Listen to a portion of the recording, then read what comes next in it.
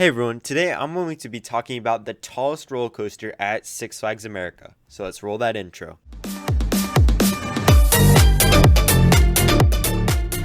Superman Ride of Steel is located at Six Flags America and opened in 2000. It's a clone of Superman Ride of Steel at Darien Lake, which opened the previous year. Let's get into the categories. Superman's drop is 205 feet, classifying it as a hypercoaster. The drop is a lot of fun because you get yanked over the top if you're in the back row. If you're in the front row, it's not as good, but it's still an awesome drop that provides good forces. Overall an A, it's a good drop. Superman has 2 large airtime hills, 3 small airtime hills, and 2 ridiculously large helixes.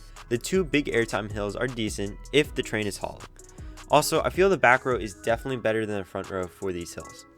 The last 3 hills are awesome and you get great pops of airtime. Almost every row provides airtime. I'm not a fan of the helixes though. There are 2 of them and they go on forever. The G's are fun, but it gets repetitive and boring. I'll give this a B. It's okay, but could be better. Superman is really smooth. I don't think there are any rough parts of this ride. However, in terms of restraints, they suck. I hate the shin guards on this ride. The T-bar is okay, but the shin guards are terrible. I'll give this a B. Shin guards are the only problem. This ride doesn't have a lot of theming, if any. I'd say maybe it has light theming towards Superman, but nothing big. Outside of this station, there really isn't anything. Also, honestly, the station could use an update. The colors are a bit bland and there's nothing really going on there. I'll give this a D. It could be a lot better.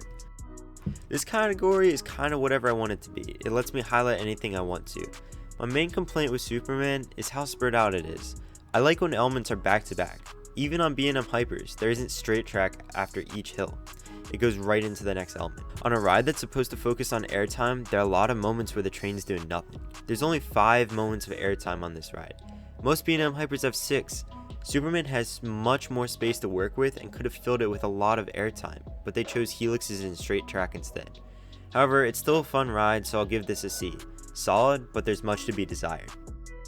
Overall, this coaster scores a 2.6, putting it in the B tier.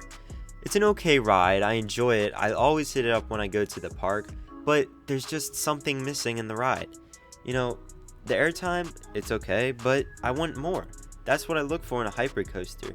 Sure, there's 5 airtime hills, most B&Ms have 6 as I previously mentioned, but the airtime's just weak, you want more.